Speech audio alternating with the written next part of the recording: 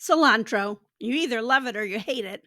It's known for being a polarizing herb that's a common ingredient in many ethnic dishes.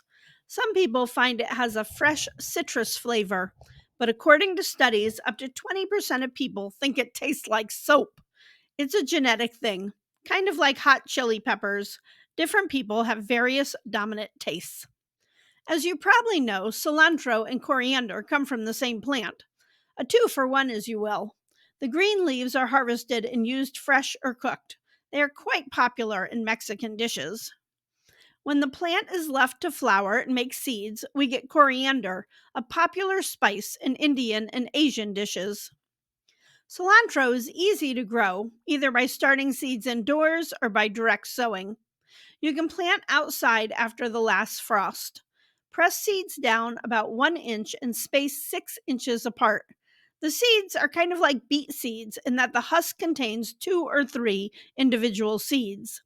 They take about 7 to 10 days to germinate. Cilantro likes cool weather and also grows well in the fall. Welcome and thanks for stopping by. I talk about organic gardening and wildlife conservation. If you are looking for some fun, sciencey activity books for summer, I've got you covered. Available on Amazon in paperback and my website as a PDF. Links below. Cilantro grows quickly. I typically recommend planting at least 2 plants for leaf. When transplanting, have a nice bed all ready to go with loose soil. Handle the roots carefully and gently. Press soil around them. Cilantro can be a bit sensitive to transplanting, so if it looks sad for a day or so, don't panic. It will rev up. Cilantro grows quickly and will bolt when the weather gets hot. You can use succession planting and put in a couple of plants every 3 weeks to keep you in fresh leaves.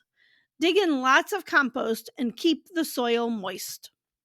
It does well in partial shade, especially areas that are hot in the summer, and will be happy with either morning or afternoon sun. Slow to bolt varieties include Calypso, Slow Bolt, and Leisure. When the plant makes flowers and is pollinated, it produces seeds. Once the flowers start developing, leaf quality goes down. You can prune off the flowering stems at their base to keep growing leaves or allow them to make seeds. You can treat your plants like a perennial. Seeds that fall to the ground may self-sow, so it's a good idea to place your plants in their own space. Harvest seeds when they turn brown. Cilantro also does well in hydroponic systems. Keep the water's pH between 5.5 and 6.7 and the EC range between 1.2 and 1.8. Calypso and Merino are 2 varieties that are well suited to hydroponics. Cilantro will grow inside if you put it near a bright, sunny window. It needs at least 4 hours of sun a day. Look for a pot at least 10 inches in depth to handle the root growth. One advantage of having cilantro indoors is that it is less likely to bolt in a cooler home. You can start harvesting cilantro when it is 6 inches tall, but don't take more than a couple inches of growth at a time from a smaller plant.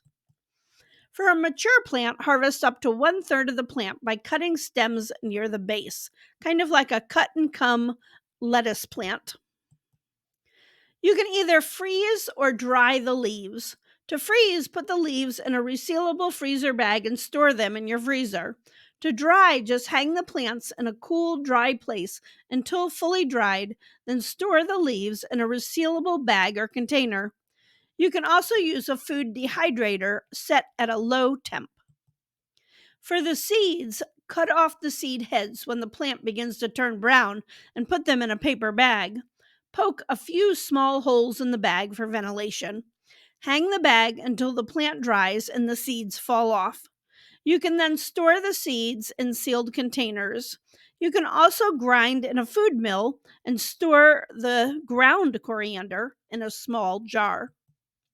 Cilantro is great with burritos and tacos. Use it in salads and for dips. Do you have any gardening questions? Feel free to ask them in the comments.